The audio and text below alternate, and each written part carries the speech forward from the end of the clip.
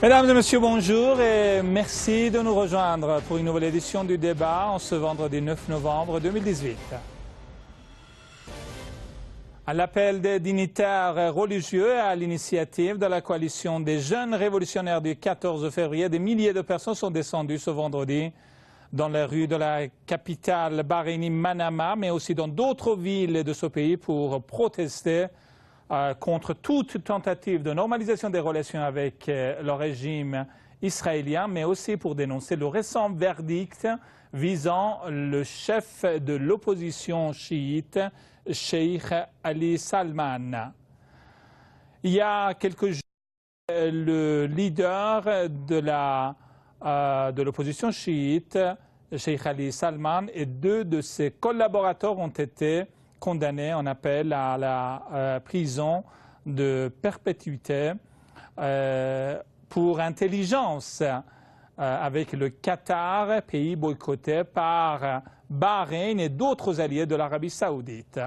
Pour de nombreux analystes, le timing de cette condamnation préparait le terrain à une prochaine visite du Premier ministre israélien dans ce pays. En effet, selon les sources arabes, Benjamin Netanyahou pourrait se rendre à Manama dans les prochains jours. Aujourd'hui, dans le cadre de cette édition du débat, nous allons nous pencher sur cette manifestation, cette protestation populaire contre la normalisation des relations entre Bahreïn et Israël, mais aussi pour dénoncer en effet le verdict injuste contre Cheikh Ali Salman et en effet la situation actuelle, non seulement à Bahreïn, mais aussi dans d'autres monarchies du Golfe Persique en ce qui concerne la normalisation des relations avec le régime de Tel Aviv. Veuillez rester avec nous jusqu'à la fin de cette émission. À Bahreïn, des milliers de citoyens sont descendus vendredi dans les rues pour condamner la normalisation des relations entre Manama et Tel Aviv. La coalition de jeunes révolutionnaires du 14 février avait publié un communiqué afin d'exprimer son soutien à un appel des ulémas à organiser un vendredi de colère pour protester contre la normalisation des relations entre Manama et Tel Aviv, ainsi que contre le verdict injuste visant le Cheikh Ali Salman, secrétaire général d'Al-Wefaq, le principal parti d'opposition. Bahreïn, dont la terre est bénie par le sang des martyrs, n'acceptera jamais une normalisation des relations avec les Israéliens dont les mains sont entachées du sang de nos frères en Palestine, en Syrie, au Liban et dans plusieurs pays arabes et islamiques, indiquait le communiqué. Ailleurs, dans son communiqué, la coalition de jeunes révolutionnaires du 14 février a exprimé sa solidarité avec le Cheikh Ali Salman, ajoutant que les autorités bahreïnies craignaient l'unité nationale des Bahreïnis et qu'elles restaient incapables de contrer la présence enthousiaste des Bahreïnis sur la place du pays. Il y a quelques jours, la Cour d'appel de Bahreïn a annulé le verdict d'acquittement du Cheikh Ali Salman dans le dossier d'espionnage pour le compte du Qatar et l'a condamné à la prison à vie. Selon de nombreuses ONG internationales, cette sentence a tout de l'étiquette politique tant les relations entre Doha et le quartet arabe, à savoir Bahreïn, Arabie Saoudite, Émirats Arabes Unis, Égypte, sont électriques depuis maintenant plus d'un an et la mise en place d'un embargo économique à l'attention du Qatar.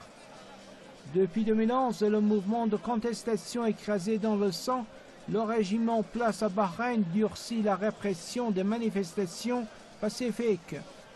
Pour les opposants à la dynastie Khalifa au pouvoir, la situation est de plus en plus critique. Dans ce pays à majorité chiite, des centaines d'opposants sont emprisonnés, déchus de leur nationalité ou interdits de quitter le territoire.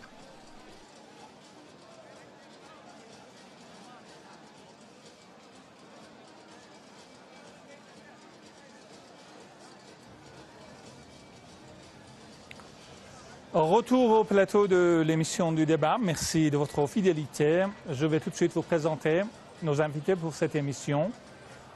Pierre d'Ortiguière, philosophe et politologue français depuis Toulouse, et Maître André Chamy, juriste international et sociologue depuis Alsace.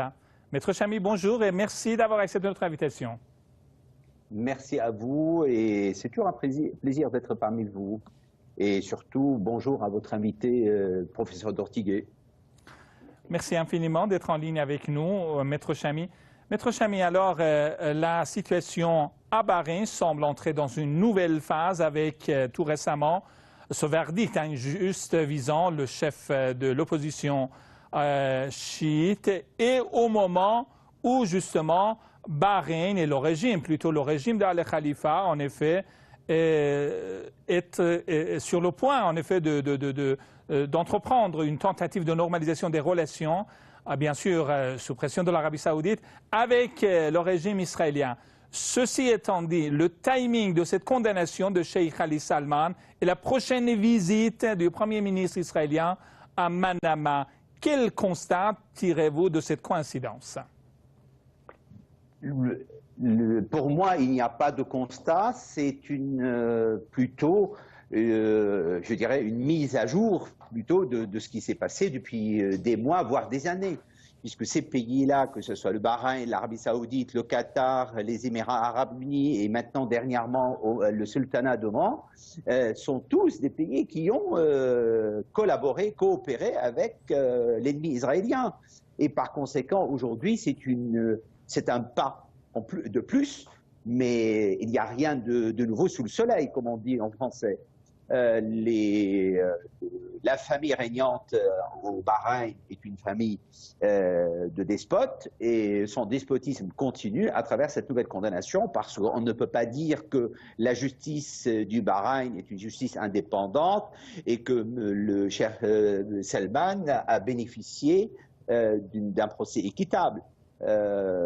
Par conséquent, j'ai envie de dire, c'est l'aboutissement d'un cheminement clair. La volonté est d'écraser la révolte populaire qui est pacifique et qui n'a qu'une seule vocation de ramener un peu plus de démocratie dans ce pays. Les autorités du Bahreïn sont allergiques au mot démocratie et aujourd'hui, aussi bien le peuple que ses leaders en payent le prix. Merci infiniment, Maître Chamy, restez avec nous. On va également tout de suite entendre professeur d'Ortiguière, Pierre d'Ortiguière, politologue et philosophe, qui est avec nous depuis Toulouse. Monsieur d'Ortiguière, bonjour. Merci d'être en ligne avec nous.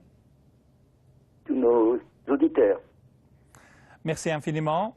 Monsieur le professeur, Maître Chamy, justement, a souligné que là, il s'agissait non pas plutôt en effet d'une mise à jour des efforts entrepris par les monarchies du Golfe Persique, dont Bahreïn, pour normaliser des relations avec le régime israélien.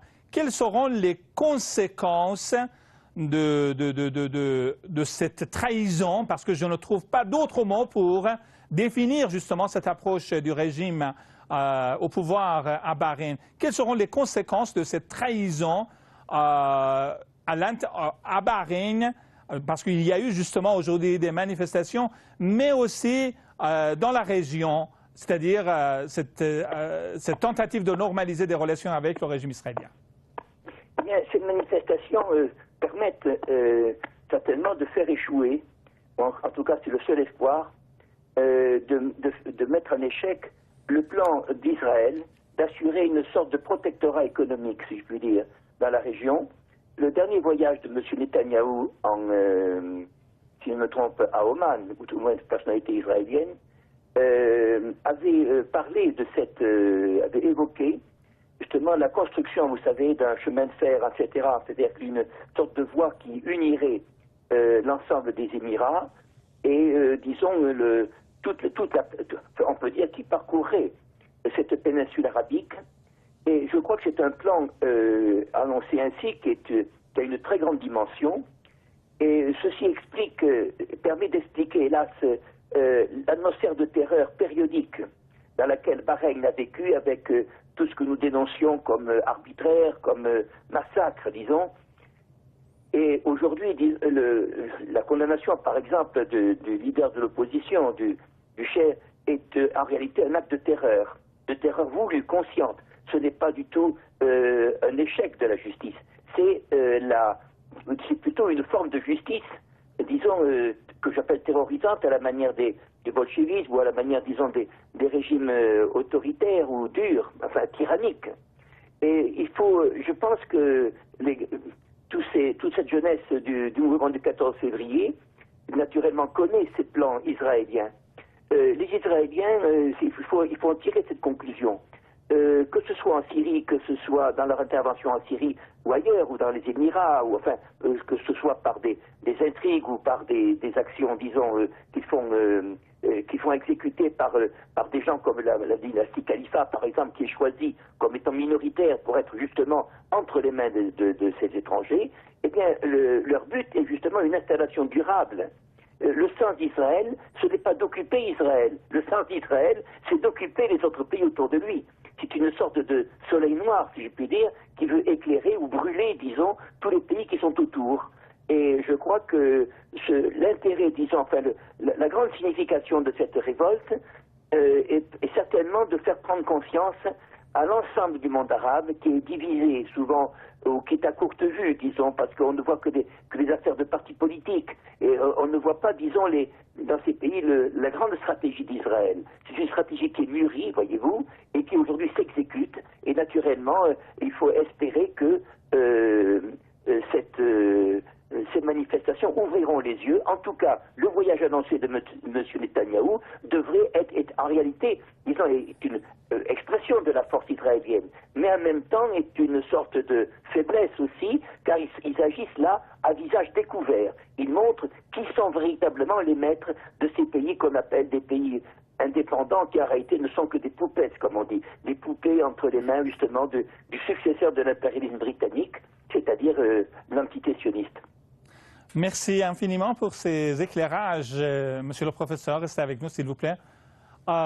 Maître Chami, alors, vous avez affirmé, à juste titre d'ailleurs, que les autorités bahreïniennes sont allergiques à la démocratie.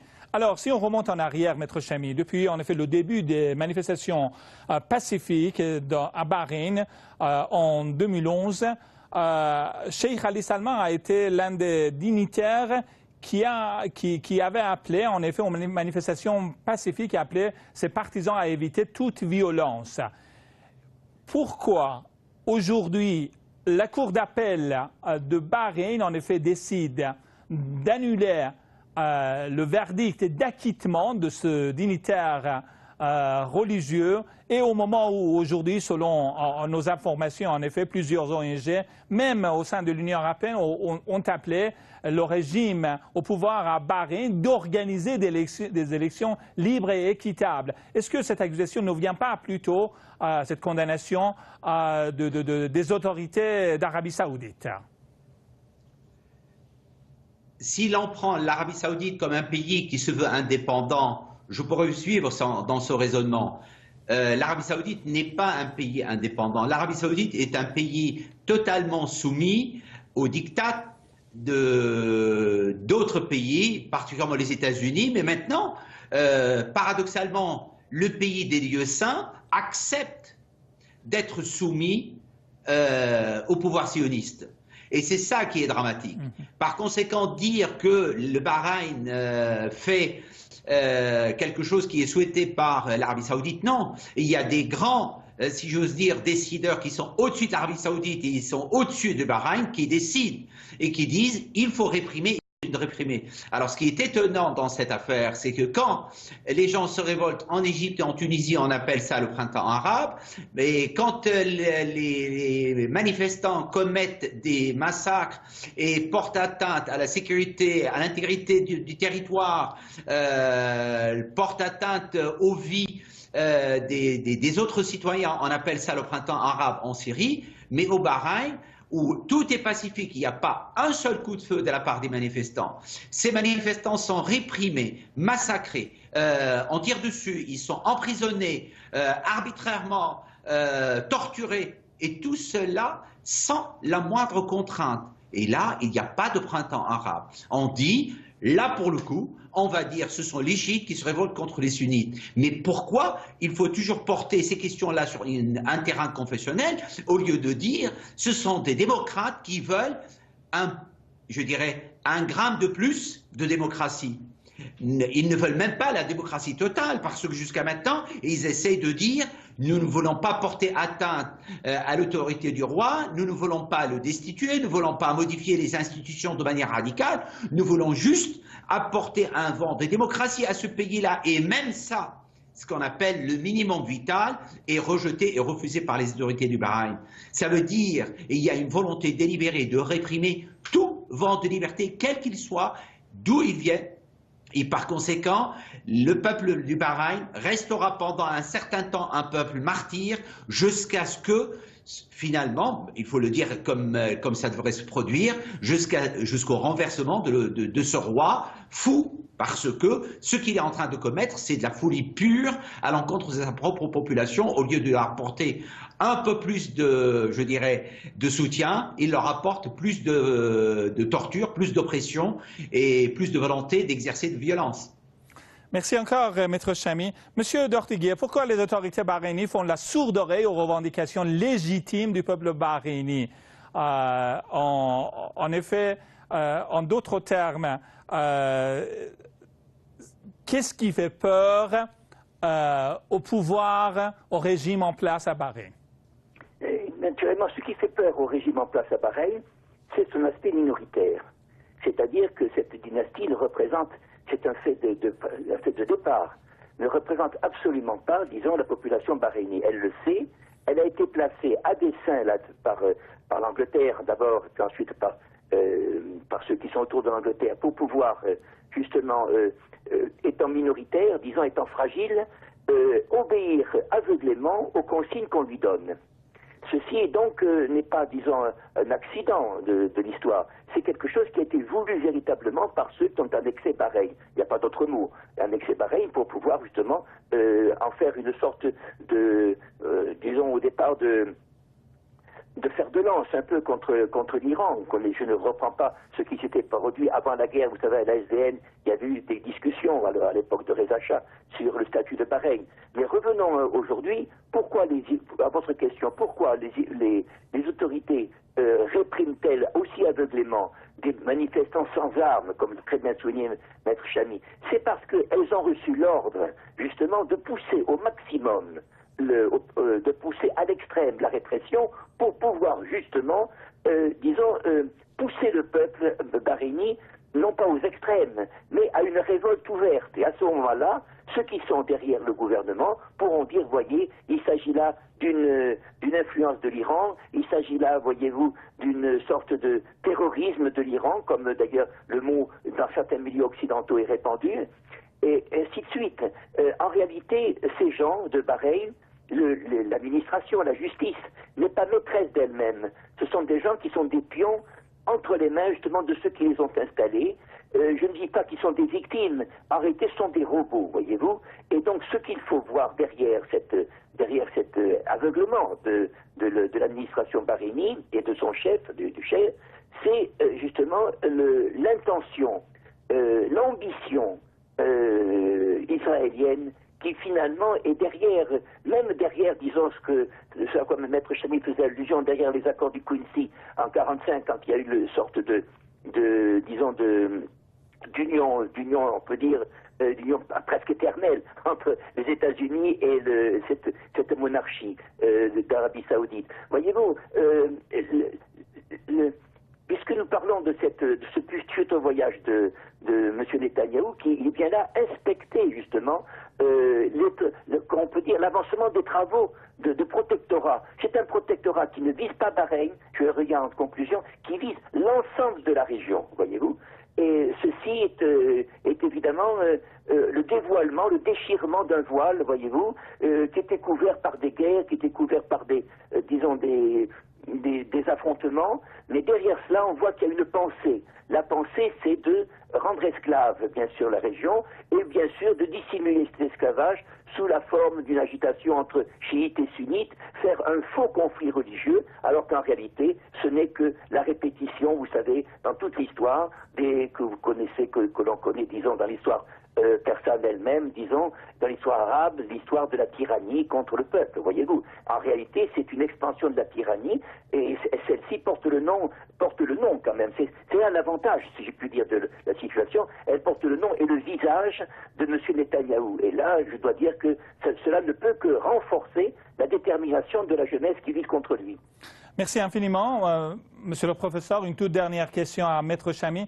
Maître Chamy, alors, quel regard portez-vous sur la part de responsabilité des pays occidentaux, particulièrement les États-Unis et le Royaume-Uni, dans cette campagne de répression à Bahreïn? Voyez-vous, il y a une question qui est posée pour l'ensemble de ces monarchies. Prenons juste le dernier exemple du journaliste Khashoggi, pour qui j'ai aucune sympathie. Que les choses soient claires, c'est un frère musulman, il appelait à une alliance contre l'Iran, je dirais, c'est un type qui je dirais qu'il ne mérite pas mon respect personnel. Et malgré cela, il est massacré pire qu'un chien, et personne ne s'est manifesté, personne n'a exprimé une véritable colère contre l'Arabie Saoudite, aucune sanction n'a été prise à l'encontre de ce pays-là. De même pour le Bahreïn. Le Bahreïn opprime sa population depuis 2011. Ça fait 7 ans, plus de 7 ans que cette oppression continue et se poursuit. Qui va prendre une position contre ces monarchies? Personne. Parce que les pays occidentaux, ce sont les pays du matérialisme actuellement. C'est-à-dire, ils ne suivent que la voie de l'argent. Et la réponse de Trump était claire, je ne veux pas sanctionner un pays qui a fait des contrats avec moi pour 450 milliards de dollars. C'est-à-dire, ils ont compris le langage, pour avoir le soutien de l'Occident, il suffit de sortir son chéquier. Le Bahreïn fait de même et bénéficie en plus de la couverture saoudienne, et vous avez la réponse sur l'absence de toute réaction réelle, sérieuse, je dirais légale, à l'égard de cette monarchie qui persévère dans ses agissements à l'encontre de sa propre population. Et malgré tout, je pense que la population ne se taira pas parce que culturellement et culturellement, cette population finira par vaincre son oppresseur. Maître André Chamy, juriste international depuis Alsace, Pierre d'Ortiguier, philosophe et politologue depuis Toulouse. Merci infiniment d'avoir accepté de participer à cette édition du débat. Merci beaucoup. Merci. Merci, monsieur. Merci. Merci. Voilà, c'est la fin de cette émission. Merci de votre attention. Excellente soirée à toutes et à tous. Au revoir et à très bientôt.